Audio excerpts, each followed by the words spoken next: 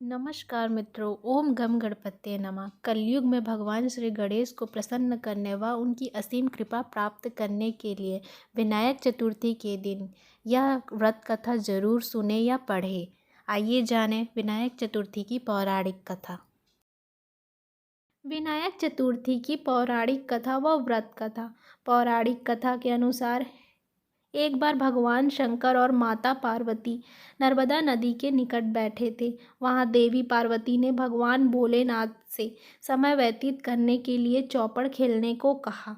भगवान शंकर चौपड़ खेलने के लिए तैयार हो गए, लेकिन इस खेल में हार जीत का फैसला कौन करेगा, इसका प्रश्न उठा। इसके जवाब में भगवान भोलेनाथ ने कुछ रेत एकत्रित किया और उसका पुतला बनाया। उस पुतले की प्राण प्रतिष्ठा कर दी। पुतले से कहा, बेटा हम चौपड़ खेलना चाहते हैं, परंतु हमारी हार जीत का फैसला करने वाला कोई नहीं है, इसलिए तुम बताना कि हम में से कौन हारा और कौन जीता। यह कहने के बाद चौपड़ का खेल शुरू हो गया। 3 बार खेला गया और संजोग से तीनों बार पार्वती माता की जीत हुई। खेल के समाप्त होने पर बालक ने हार जीत का फैसला करने के लिए कहा गया, तो बालक ने महादेव को विजय बताया। यह सुनकर माता पार्वती क्रोधित हो गई। उन्होंने क्रोध में आकर बालक को लंगड़ा होने और कीचड़ में पड़े रहने का श्राप दे दिया। बालक ने माता से माफ़ी मांगी और कहा कि मुझसे अज्ञानतावश ये हुआ है, मैंने किसी के द्वेष में आके ऐसा नहीं किया। बालक के क्षमा मांगने पर माता ने कहा,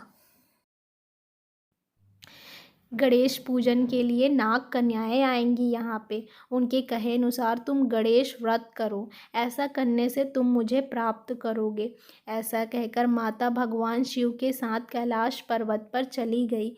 1 साल बाद उसी स्थान पर नाग कन्याएं आई। नाग कन्याओं से श्री गणेश की व्रत विधि मालूम करने पर उस बालक ने 21 दिन लगातार गणेश जी का व्रत किया।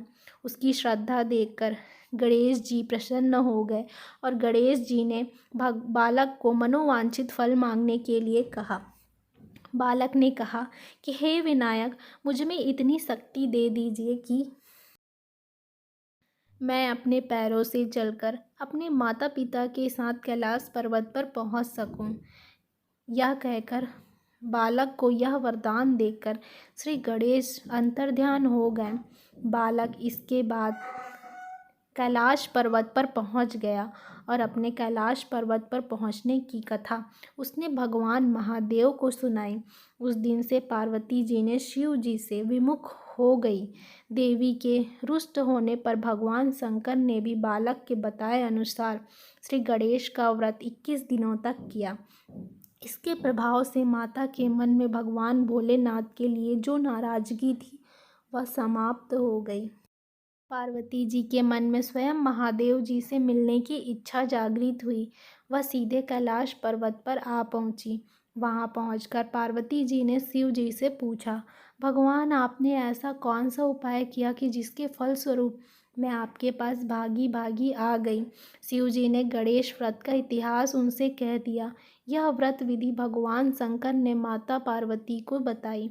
यह सुन माता पार्वती के मन में अपने पुत्र कार्तिकेय से मिलने की इच्छा जागृत हुई।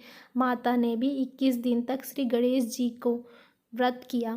दुर्वा पुष्प लड्डुओं से श्री गणेश जी का पूजन किया, व्रत किया और किसी एक दिन कार्तिकेय स्वयं पार्वती से मिलने आ गए।